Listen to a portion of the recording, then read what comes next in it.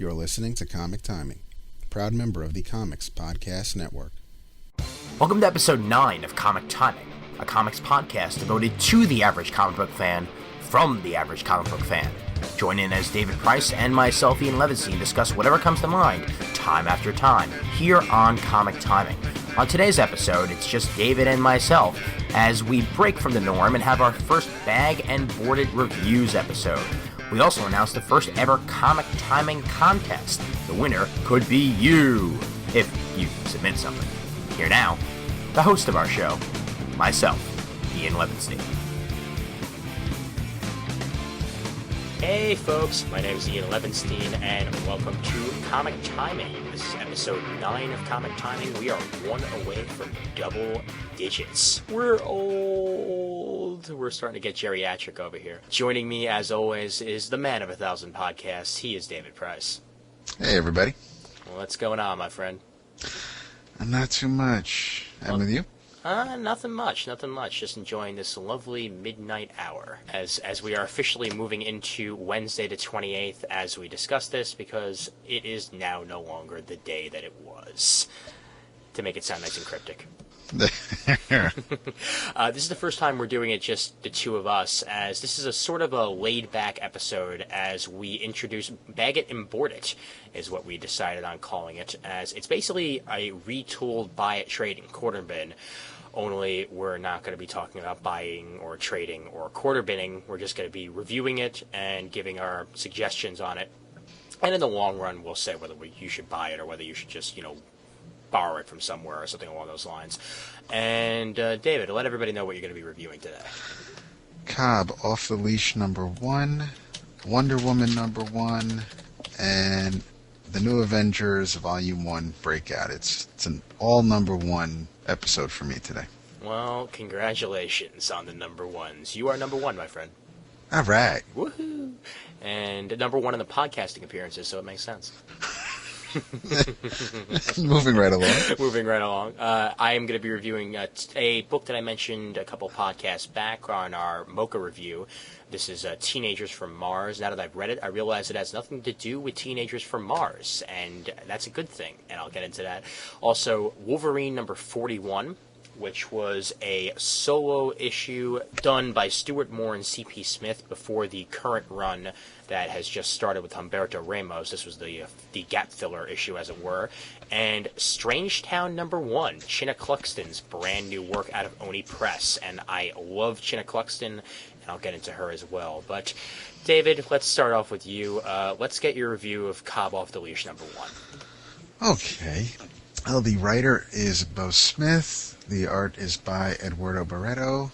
The cover, it's a black and white comic. The cover is colored by Josh Burcham, and letters by Tom B. Long, and the editor is Dan Taylor. It's a 32-page book, but you really couldn't tell that from the comic. It's a very nice, thick book. The packaging is great. It's got a nice, heavy cover, nice, sturdy pages, and the ink looks like it bled. The artwork looks like it bled into the pages, and that's a good thing. It's not a gritty book, but it's a tough book. It feels like it's right. You can tell it was written by Bo Smith, who calls himself the most manly man in comics.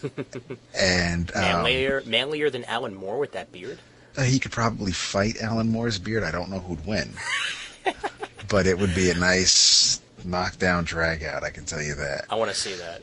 Uh-huh. The book really has a great feel. The writing is great. The book has a independent comic from the 80s type feel, and I mean that as a compliment. I mean that in the best way, because what helps that 80s feel is the fact that it's written by Smith, who was a writer and an editor of comics in the 80s with Eclipse and then Todd McFarlane, and just he's worked for DC, so he spent a lot of time in the industry. He lives and breathes it. And Eduardo Barreto is somebody that I remember looking at his art in Atari Force or Teen Titans when Perez needed a break. So it's kind of like old home week when I was flipping through the book.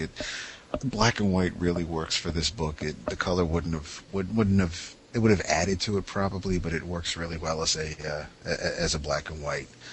It is a 3-issue mini. Smith has been promoting this like no tomorrow, and initially, I don't know how IDW's practices are. I don't know if they, every time they put out a book that they're planning on doing a trade like Marvel does, if a issue or a title doesn't do well, I don't know if they're going to say, okay, well, let's just package it as a trade and hopefully people will buy it, because I want people to buy this comic. It's not for kids, but but I mean, there's no harsh language, but it is a violent comic book. But I do not know. Actually, before Monday, I could have said I do not know if this book is going to be traded, but apparently there is a rumor, and if you go to Amazon and look it up, they do say that there is a trade coming in December. So I don't know if that's legit or not, but that's what's out there at Amazon. Yeah, I'm looking at Amazon right now, and it's right on there for a buy new of $17.99. Yeah, so I don't know, but I don't know if that's IDW just putting filler out there. So okay, if it is traded, super. I really do think though it's worth buying it as a single issue. I really enjoyed it. The story basically, Cobb is just just one tough hombre. I mean, he's like a pit bull terrier. Once he chomps his jaws down on you, he ain't letting go. And we were kind of introduced to Cobb because he's in jail because he basically took on about maybe 8 guys that I think kicked the dog. They really shouldn't have done that. So he kind of just went ballistic on them, and he seems to have friends in high places, and it looks like the main enemy in the book is the Russian mafia. Okay. So seeing Cobb and looking to see what's going to happen as far as those paths crossing is going to make for an interesting read, and it's a quick read. I mean, and I don't mean that in a bad way. I don't mean like, okay, 5 minutes later, well, why did I just read that? I mean, the time's gonna fly, and you're gonna go back and you're gonna reread it because you just want to make sure that you've taken as much out of it as you can. So that's I recommend Cobb Off the Leash #1. Go get it. #2 should be out in another week or two, I think. Had this since actually this came out the last Wednesday in May. Okay. So the second issue should be out very, very soon. Now, you said that it's not for kids. Around how old do you think should be the age limit? Indiana Jones and the Temple of Doom was rated PG-13, and they did that because of the violence of the blood in the movie. So, this isn't really anything that no one's not seen before. You don't really see... You see Cobb beating up the guys. You see him breaking the guy's arm, but you don't see the bone come out through the skin. You don't see anybody meet their demise, but okay. you just it's left up to your imagination. So it's like television violence, basically. It doesn't go too far. It does, yeah. It doesn't go too far. It leaves a lot up to the imagination, but it's all implied. There are guns in there, and and there are mean people in this book. So depending on how heavy you may get as far as the psychology of it, I'd say it's definitely a teenager and up. 15, 16 I would go with. All right, well, that sounds good to me right there. And you know what, speaking of teenagers, segue, yet again, I think that's slowly becoming my catchphrase, whether I like it or not. Segue, there you go.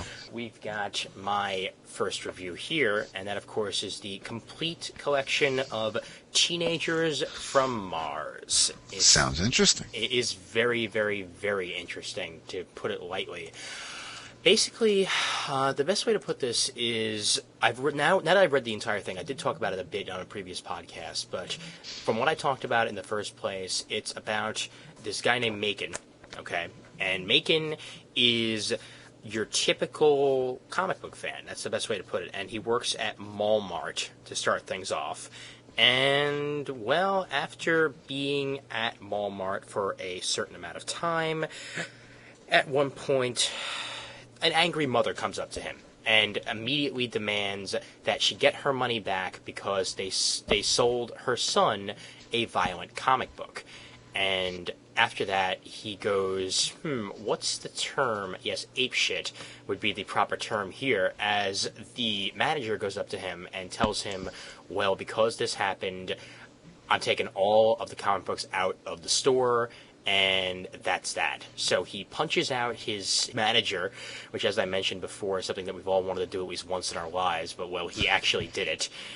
And from there, he obviously loses his job, and he meets up with this girl, and the girl's name is Madison, who's sort of like a typical punk girl, and they get together and basically put a hole through the Walmart. That's basically the best way to put it. They vandalize it. They throw a cart into the window and write, I believe they put Comic Book Army on it. And immediately this town that doesn't know anything about anything believes that there actually is a comic book army out there starting up a revolution. Okay. So there is They believe that there's a group of comic book fans out there, and they go on this giant crusade to burn and destroy every single comic book in the town. And at this point, Macon and Madison decide, well, maybe that comic book army was a good idea after all. And from there, things go entirely out of control. There's kids of all ages involved in this, and there's a lot of violence. So just like the sort of violence that you were talking about with Cobb, there's, I guess you could say, television violence involved here. Nothing that goes too severe, but there's a whole lot of getting beaten up, and there's some slightly sexual content in there, but nothing too severe. Well, also, yeah, I'd say probably the most powerful image in the entire book is a angry mob holding up pitchforks and torches with signs about how comics are evil, and all of them screaming at the exact same time, comics suck and we're going to burn them good. Yes, because we all know comics promote illiteracy. Yes, exactly.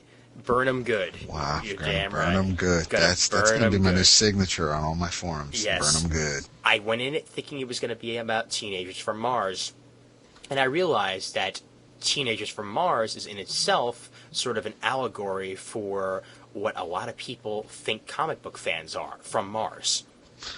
Okay. You know, okay. We're all from another planet. We're all speaking some language that they've never heard before. And, well, these are all about the typical comic book fan. And there's one scene in here that I'm going to try and get to right now that I believe every single comic book fan should have to speak this oath at one time or another. Yes, here we go. Here is the oath in question. Do you, Maximilian, swear to buy comic books monthly, let them corrupt you fully, and defend them fearlessly? Say I do, David. I do. Do you promise to never let anyone tell you that you're too young, too old, or that you can't? I do. Then I welcome you to the Comic Book Liberation Army. Woohoo! This is an oath every single comic book fan should take in their lives. Because we've all felt this way before. This is basically saying screw you to society. You can be as old as you want, you can be as young as you want, you can be collecting comics, and you're going to have a lot of fun doing so, as we all do. That's the reason why we're doing this podcast in the first place. Damn, Skippy. Yes, and I got to tell you, the art by Rob G in this it's great. You know, it's very simple, black and white line art that just, you know, every character is distinctive. Nobody looks the same, which is something I love to see in a comic, because it's so often that I open up a comic book and everybody has the exact same face. And that's the most frustrating thing, too, because you're trying to figure out, you know, who this guy is without reading the word balloon saying, oh, you're such and such, but sometimes you can't. In this one, you can, which is definitely a plus. That's cool. Yes. Very good. And, well, also a whole bunch of strange happenings in this, but yet again, everybody's wanted to see a Walmart vandalized at least once in their life, and, well, they get to see that here too, only it's called Walmart, but it's got the exact same sign, so we've all felt that. Oh, yes. Oh, excellent. And all I can say about this is that if you're a fan of comic books, if you're a fan of writing and drawing comic books, because they confiscate Macon's art at one point in this, and that's one of the main plots in this. They try to go into the police station and get his art back at one point or another. They go on a covert mission, and it's a lot of fun.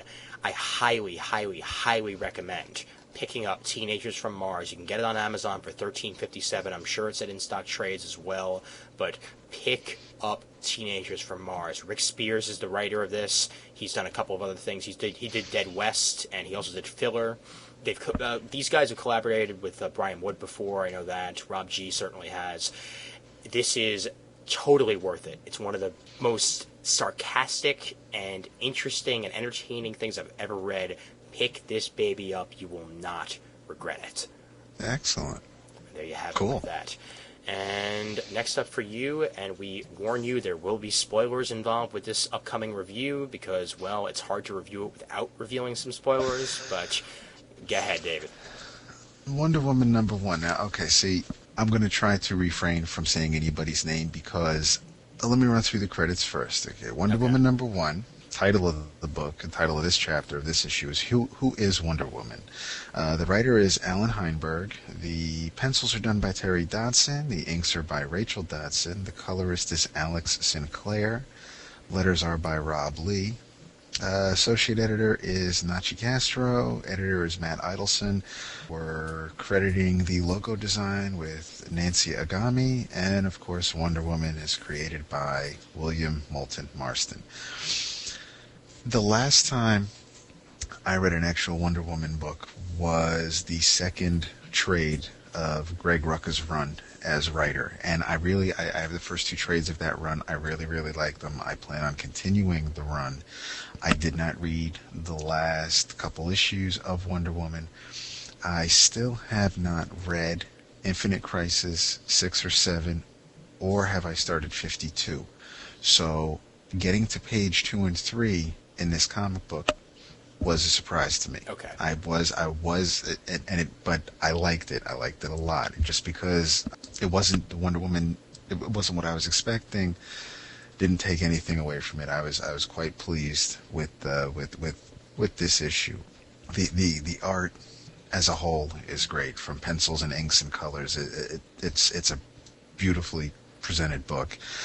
He said, I haven't really followed what's been going on with Diana Prince over the last couple of months, but did you at least know about the whole instance with Maxwell Ward and all that ahead of time? Oh yes. Okay. Yes. Okay. Good. All right. So at least you knew that much, because that was a major turning point for Wonder Woman. There was which they touched upon in Infinite Crisis 1, but they did a nice little recap early on about within the first 4 or 5 pages.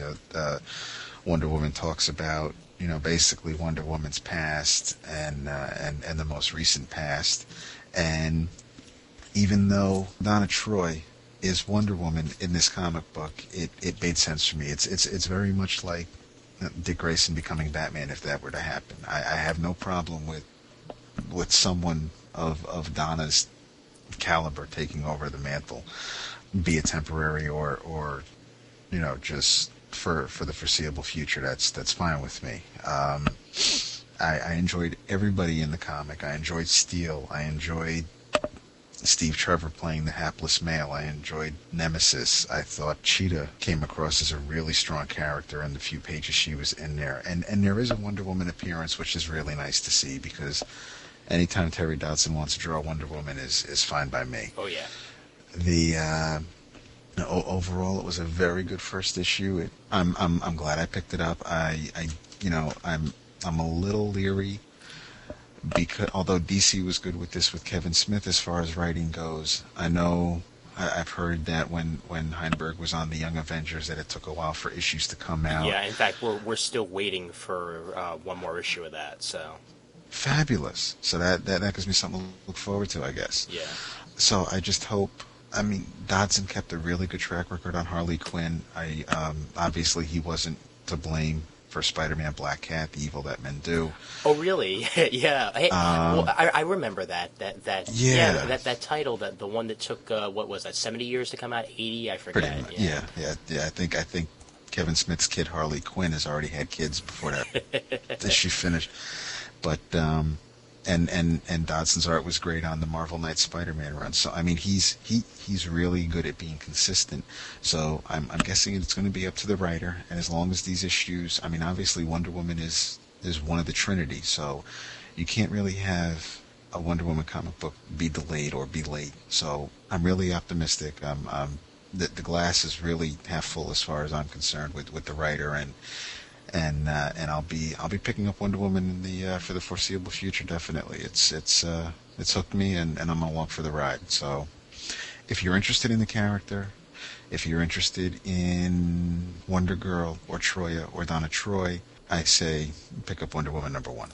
So one thing that I definitely need to ask you quickly here, Dodson's art tends to be a bit cheesecake. Did you feel he kept that on a leash here, or did you feel it was still in the realm of, like, let's say, for instance, some of the art he did on Spider-Man Black Cat that was obvious, chest shots and ass shots?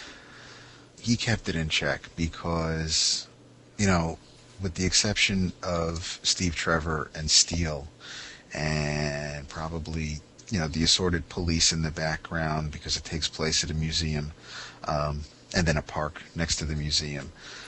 With the exception of a couple of males, it's Giganta and Cheetah against Wonder Woman, and there were a couple of that really. Yeah, it's not as bad as, say, an episode of VIP, the old show with Pamela Anderson. I haven't thought of that in 6 years. Thanks for reminding me of that. Hey, man, Dustin Nguyen from 21 Jump Street had to do something. Oh, yeah. To answer the question, no, I feel he kept it in check. It was not as blatant as the Spider-Man run. Okay, all right. Well, that's actually pretty good to hear there, because I want to see my Wonder Woman in action, not her panties. So that's probably a good thing.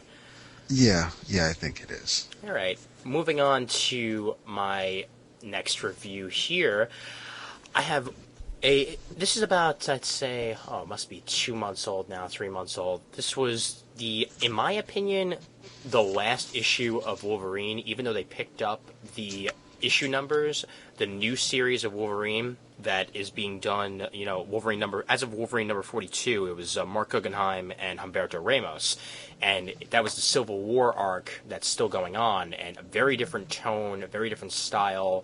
This is sort of the last old version of Wolverine you'll find here, and this is done by Stuart Moore and C.P. Smith. And if you've never seen C.P. Smith artwork before, what you have to know about him is, I guess the best way to describe him is take Dark Knight Returns era Frank Miller and make it a bit darker. That's the best way to describe C.P. Smith. And what you have here is a issue of Wolverine where for most of the issue you don't even see Wolverine's face. You're seeing him in the shadows, or you're seeing a close-up of his eyes, and you just see him in action. And there's two characters that works really, really well with, Batman and Wolverine, when it's done right. Here, it is totally done right. The entire issue is washed in reds and blacks, which is the typical C.P. Smith style. And I'll give you the actual credits here for the full issue as I look at it right over here. This was, obviously, like I said, the writer was Stuart Moore, the artist is C.P. Smith, the letters done by VC's Randy Gentile, the assistant editor was Michael O'Connor, the editor was Axel Alonso, Joe Quesada, editor-in-chief, and Dan Buckley, the publisher. That says right there that C.P. Smith does all of his artwork. He does the inking, he does the coloring, the works right there. Basically, the plot line of this is Wolverine is asked by Black Panther to go into what is the worst country in the entire world to get a baby out of the country. And the baby is the child of the guy who was in charge of this country for a little while, a peacekeeping man who was just murdered by one of his generals. And what Black Panther wants to do is to get this baby out of the country so that someday she'll be able to grow up and change the country back to what it used to be, a peaceful and energized country. Right now, it's the bottom of the barrel. You see Wolverine employ tactics here that you've probably never seen Wolverine do, and yet it's totally inside of his character. I'll give you for an instance here. He offers some soldiers a smoke, and mentions right off the bat that he's Canadian so that they won't believe he's American. For if he was American, he'd get shot on sight. And he talks up the soldiers to the point where they just let him by and he gets to go on. There's action sequences in there. There's a rain of arrows, which once again reminded me a lot of Frank Miller artwork, because I love it when Frank Miller, at least in the old days, would put a whole bunch of arrows onto a onto a page and just have them all rain down. And this is sort of like typical Frank Miller style with that. And the writing as well. I don't like comparing writers to other writers, but Stuart Moore is totally emulating 1980s Frank Miller here. That's probably the best way to put it. I would read this issue over and over again if I could. This is, to me, the quintessential Wolverine. You can't get better than that. And, again, I haven't picked up the Humberto Ramos stuff, so I really don't know what that's like. But this is a nitty-gritty Wolverine. I guess you could say sort of in the style of the Punisher in that way. That, you know, he gets in there, he gets the job done. And there's a reason why Wolverine is, you know, that he says he's the best at what he does. This issue proves why he is the best at what he does. And that's why you need to go out there and buy this. If you've skipped this particular issue, pick up this issue of Wolverine. It's Wolverine number 41. Like I said, you should be able to find it in the back issue bins pretty easily. Highly, highly, highly recommend Wolverine number 41. So when you discuss the art about being Frank Miller-esque and it being Dark Knight, is it that kind of blocky, chunky style? You know what? I guess, no. You could say it's a bit more streamlined than that. Sort of, you know what? It's like his Daredevil work? Yeah. A little cleaner. Yeah, okay. Definitely a little cleaner. Closer to something that you might find out of John Romita Jr. Okay. But not nearly as blocky as what John Romita Jr. is now. John Romita Jr. probably inked by Klaus Janson. There you go. Yeah, that's the best way to put that, yeah. And as you're describing Wolverine's appearance, or his appearances in this book, this sounds like Miller's last issue on the Wolverine run. Pretty much. Where he was in the concentration camp, and you really never saw much of Wolverine, or if you did see his full body, it was in the shadows. Which again, was one of my favorite Wolverine issues. So that's what I like to see out of Wolverine. You know, the stealthy, sort of secret mission Wolverine, and using all of his talents at once, because it's so often where you just see him, gut a guy with his claws and then runs off. No, he's meant to, he has that training to go in there and do the missions that other people can't. And that's exactly what he's doing right here. Black Panther turned to the New Avengers, and Wolverine said, I'll do it. And that works. Now that you just said that about Black Panther with the New Avengers, because the last time I remember Black Panther and Wolverine being in the same room was during the Priest run. Yeah. Enemy of the State 2 was the storyline. Okay. And Panther went to Wolverine. He needed Logan's help. Yeah. And it was pretty much a fight against Iron Man, and there was some backhanded stuff going on, and Panther's a cool cucumber. He's just, he doesn't sweat, doesn't deviate from the plan. So it really worked having Wolverine work with Panther in that storyline. When you say Black Panther went to Wolverine and said, hey, could you go to this country, I'm just trying to see if it makes sense as far as the story goes and as far as the characters go. Yeah, well, in this also, recently, with the changes in Black Panther's character, obviously with the whole wedding angle with Storm and all that, and you've seen that he has changed a bit in the way that he does actually, run things, but he has also in the past, either with the Fantastic Four or with the Avengers, turned to them for assistance, and one of those particular members of the Avengers or New Avengers or Fantastic Four goes and helps him out on that mission. This is sort of what you're seeing here. You'd never see Black Panther in this. And again, I felt that was also key because that all happened before this issue. Had this started off in a conference room with, Black Panther actually addressing everybody and then nobody, speaks up and then Wolverine just stands up and says, all right, I'll do it, it wouldn't have been nearly as effective as if it starts off the way it does. It starts off on the plane, right when Wolverine's dropping himself into the actual area. And I think, actually, as I thumb through it now, I'm trying to check to see right now whether or not it was actually, Panther's on the plane with him, okay? And Okay. it says here, the line actually, I know the drill, Panther, just get me as close as you can, and Logan, thank you. Only a man of your experience can pull this off. Thank me when it's done, Panther, because I ain't never experienced a job like this before. Okay. So there you go with that. So again, I have a feeling that he knew that he needed to turn to the New Avengers for help for this particular instance, and Wolverine was the guy who stepped up and said, well, if you need this is my expertise, let's roll. Okay. All right, that's the best way to put it. Because again, I haven't read the Priest run, so I have to some of these days. I have yes. to one of these days, because I know how great it is. But I haven't read that. He wrote every issue except for 2. Yeah. Actually, you know what? I read the end of his run, because I did read when the other guy was in the Panther suit. Casper Cole. Casper Cole, yeah. And eventually he became, what did he become after that? White Tiger. White Tiger, that's what I thought, yeah. I did read the last, I'd say maybe 10 issues. But I need to read the earlier issues because I know how amazing those are. I just haven't had a chance to pick them up yet because I'm a huge Priest fan myself. It just took me a while to actually realize I was, and once I did, by then it was too little, too late. It's impossible to find those issues. So, I won mine off of eBay. well, I'll get. I went on a Priest binge and I picked that up, and Quantum and Woody and the Ray, and just picked up some books that I had ages ago that he'd written. So. Yeah, they're out there, and if whatever I can find for you, I'll let you know. Awesome, sounds good to me. Well, are they traded? His early issues? There are 2 traded: Okay. Enemy of the State and Enemy of the State 1. Okay.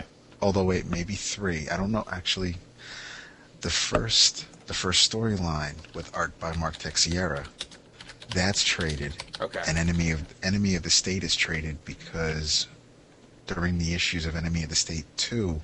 They said that there were house ads, and the letters page was telling people to pick up the trade of the first Enemy of the State. So I know there's at least 2. Okay. Yeah, right now on Amazon, I'm seeing Black Panther: The Client and Black Panther: Enemy of the State. Yeah, the Client is the text artwork. Uh-huh. Enemy of the State is Sal Voluto and Bob Almond as on pencils and inks. That's a really good storyline as well.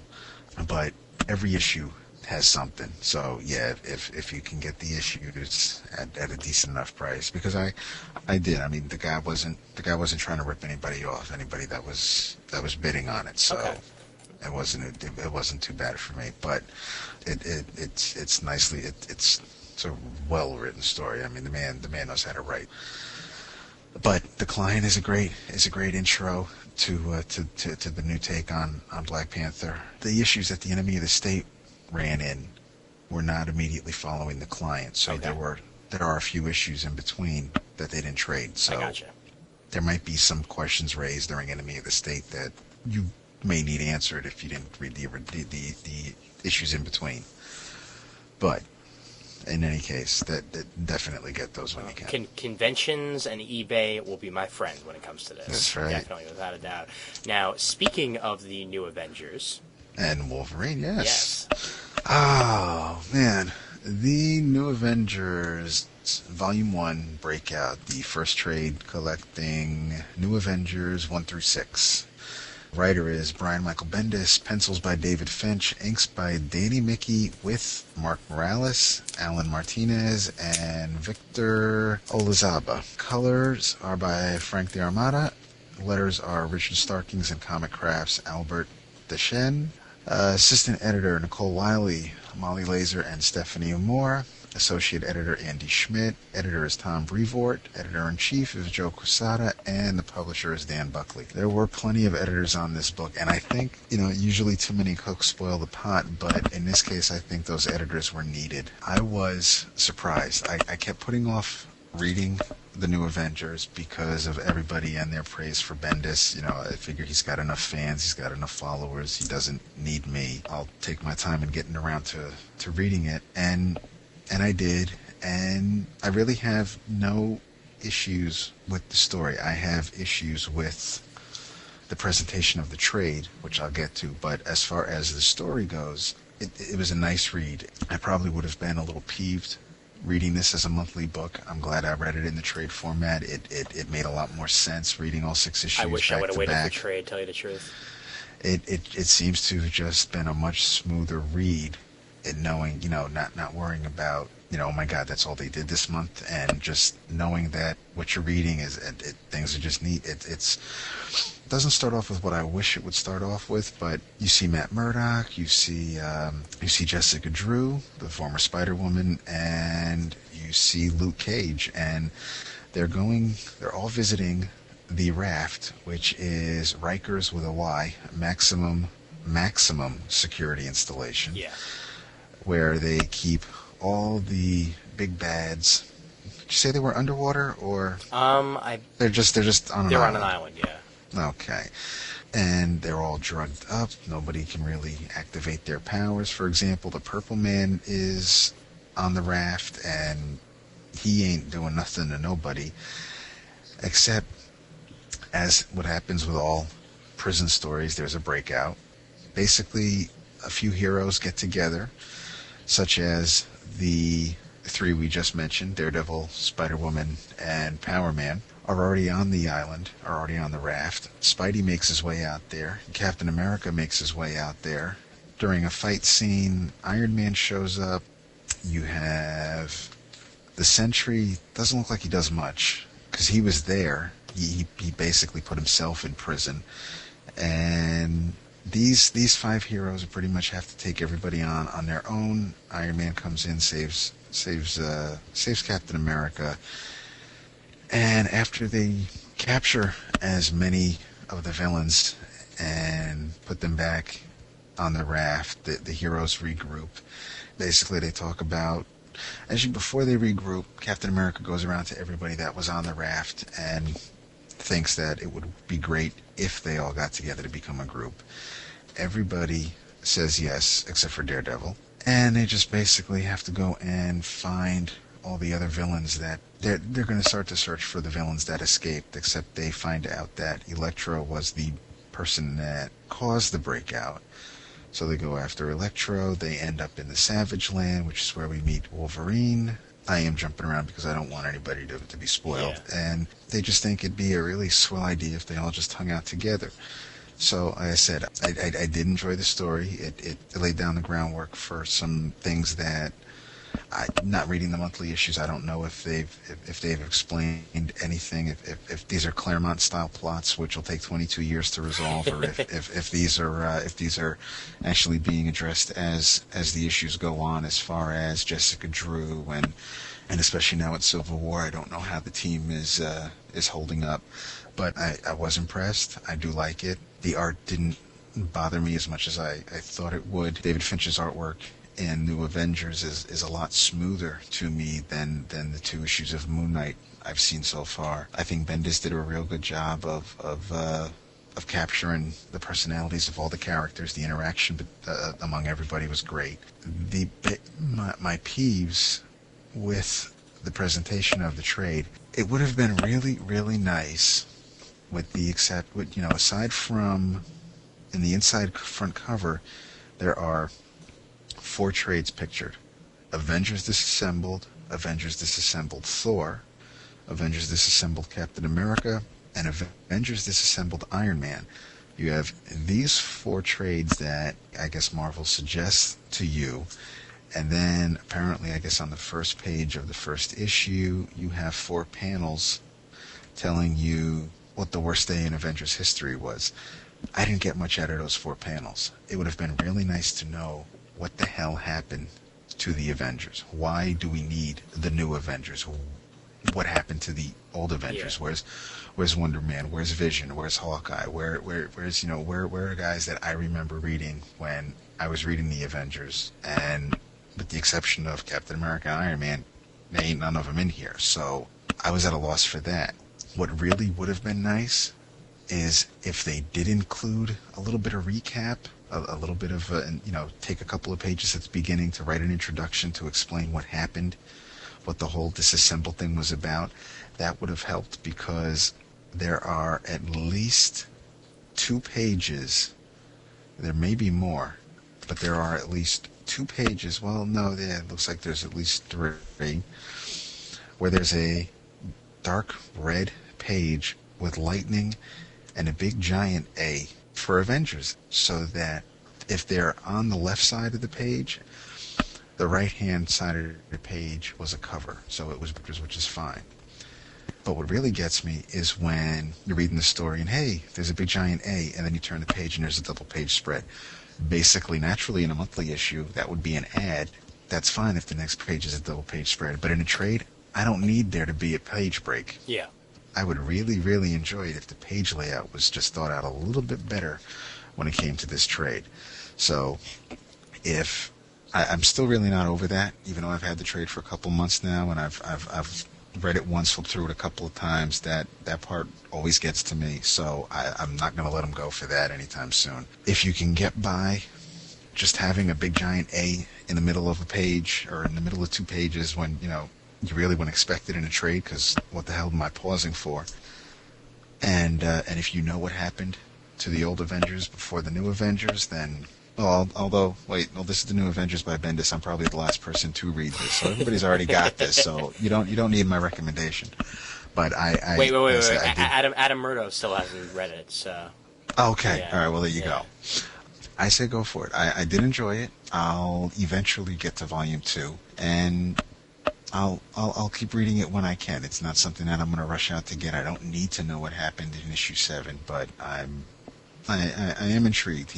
I said I was pleasantly surprised. So, score 1 for Brian Michael Bendis. Okay, so those 4 recap panels that you talked about, did they actually mention anything about Scarlet Witch in that whatsoever, or? They said, okay.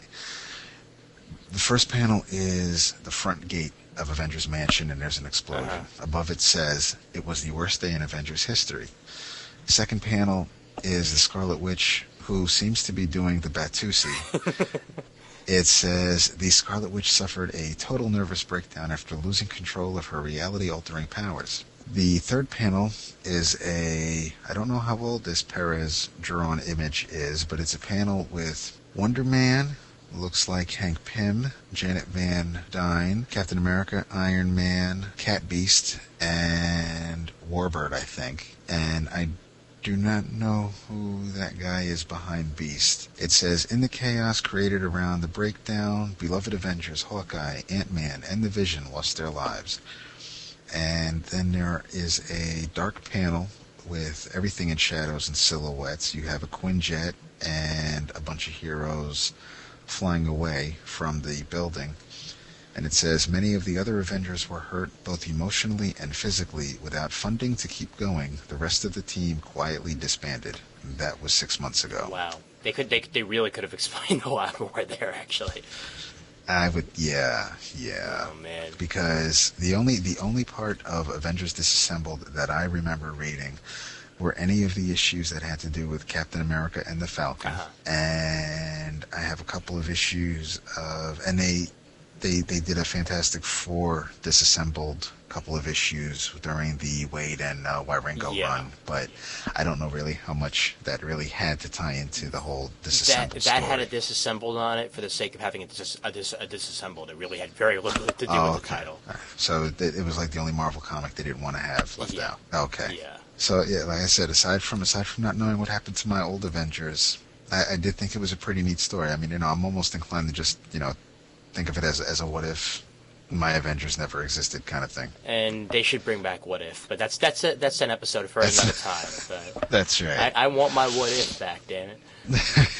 What if Spider-Man had 3 eyes and 5 legs? That's what I'm talking about. Oh man. Oh boy. Well, that's kind of strange. Hey, speaking of strange. Yes, Segway King? Strangetown #1 by Chinook Cluxton of Blue Monday fame and Ian Shaughnessy, I believe that's how you pronounce it. Those are the co-writers, and Chinook Cluxton does the art. And I'll read the little blurb they have here on the Oni Press website. 10-year-old Venora Finar washed onto the Oregon shore in 1973. Nobody in the coastal town of Grangeton knows where she came from, nor does anyone bother to ask. In Strangetown, as the locals call it, odd is the norm, and anything ordinary might as well be extraordinary by its rarity.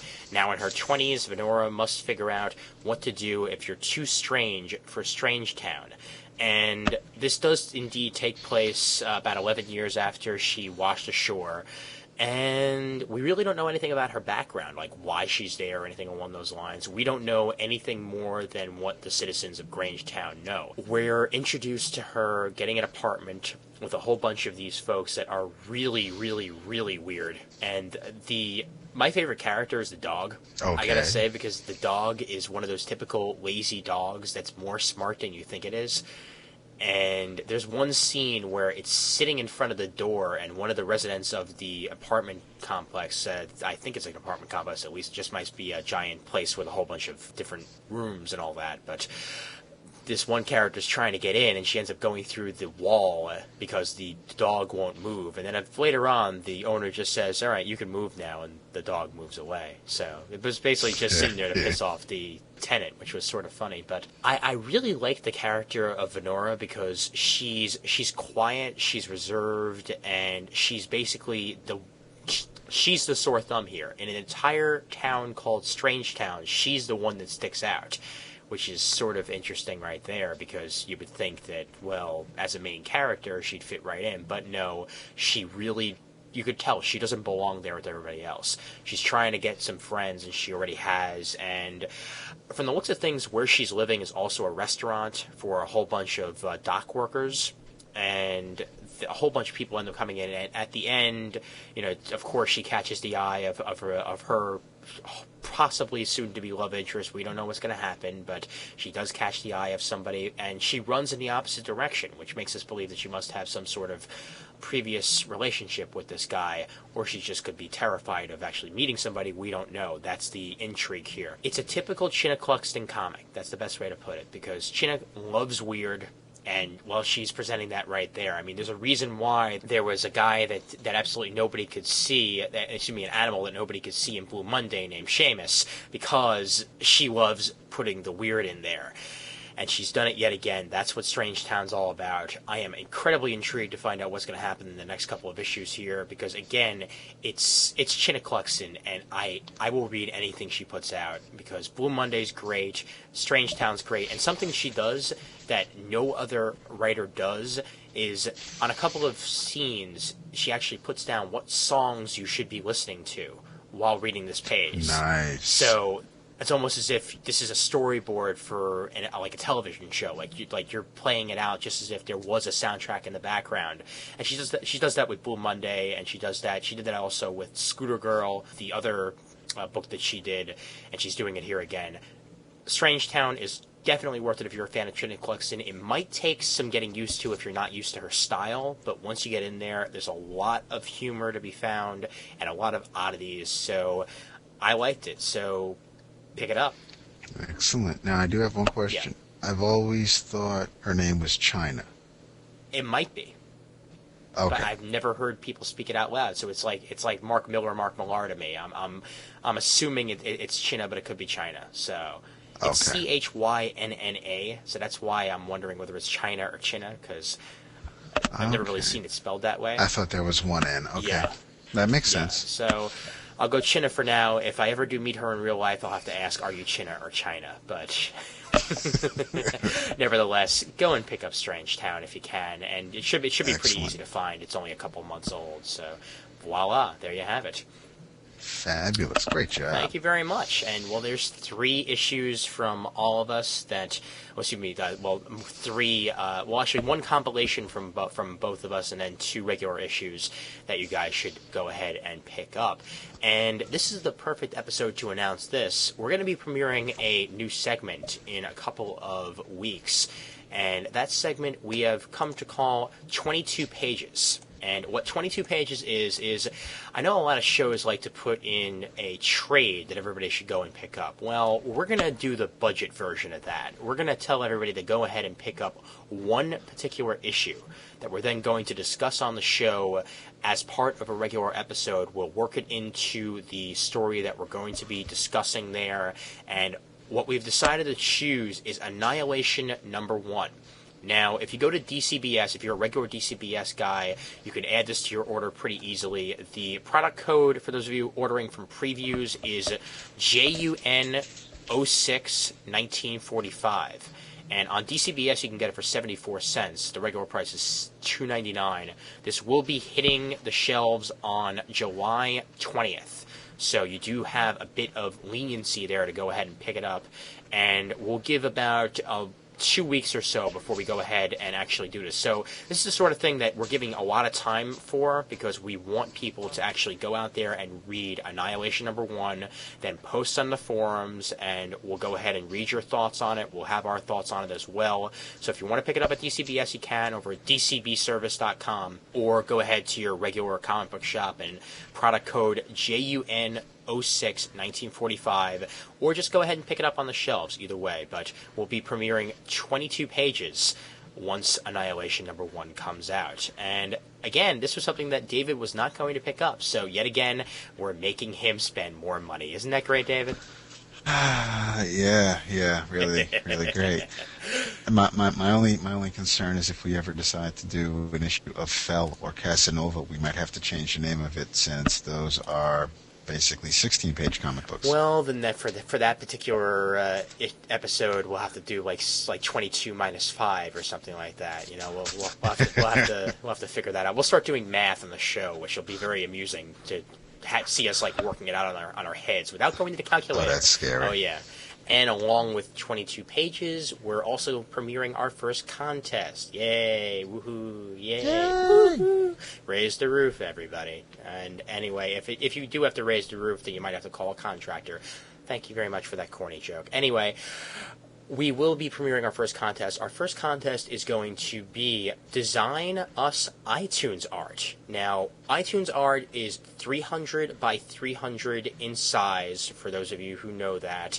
And what we're looking for is just a nice logo that we can put on our particular episodes of Comic Timing, because the current iTunes art we have, I made in approximately 5 minutes, and I know it looks like crap, but we'd like to actually have some professional-looking art here for that.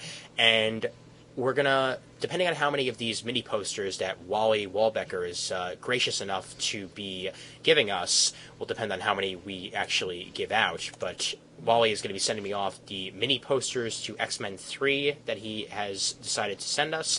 And the deadline for this will be August 8th. So we're giving you guys some time to actually go ahead and do this. That's a little bit more than a month, about a month and 2 weeks. So go ahead and give us a shot here. And we're going to post on the forums about this contest as well, so you can post your submissions on the forums, and then please send us a high-quality version of the image over to comictiming@gmail.com, so we can then put it inside of our enclosures, and the world will be happy, and the day will be saved, and all will be right with it. Excellent. Excellent indeed. Any announcements you have for anybody, David? Buy comics and listen to podcasts, and try to give everybody on the Comics Podcast Network a shot. See if there's something out there that you like that you may not already be listening to. You might be surprised at what you hear, and really don't get too upset if you end up spending more money than you thought. Exactly, because that's all part of it. So whether you like it or not, you're going to end up buying at least one thing that you never thought you would, and that's all part of the podcasts. And that is over at comicspodcasts.com, by the way, for anybody who does not know that. And that's S's at the end, comicspodcasts.com. Whole lot of great content on there, including us and a whole bunch of others. So check that out over there. Sure. Exactly. And that's pretty much it for this particular episode. So we're going to wrap things up here. As always, the email address for Comic Timing is comictiming@gmail.com. And don't forget to vote for us over at Podcast Alley. The links are in the show notes and at the main page. We are a proud member of the Comics Podcast Network over at comicspodcast.com. And I believe that's now the 8th time we've mentioned Comics Podcast Network. But that's a good thing, because the more people who know about the Comics Podcast Network, the better, in my mind. And we are an affiliate of The Furnace, which you can find over at LordShaper.com. So anybody who wants to check out LordShaper.com, The Furnace is a great site for gaming and for comic book news, so go ahead and do that. And don't forget to send us your iTunes reviews over in iTunes, so if you ever want to do a review, you can. And as always, there's always time for comics. Bye-bye. Bye-bye.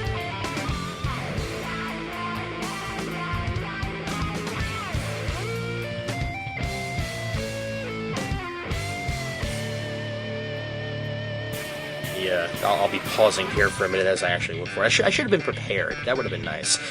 Preparation. Well, that's the magic of post-production. You're damn right. This whole thing never happened. Is it in Brightest Day and Blackest Night? Yes, indeed. No evil, Okay. no evil shall escape my might. And that Green Lantern's light that seems to be coming in through the window right now makes a lot of sense. See, you did it wrong. It's no evil shall escape my Ah, sight. damn it! I always screw that up too. Sight and might. Oh God.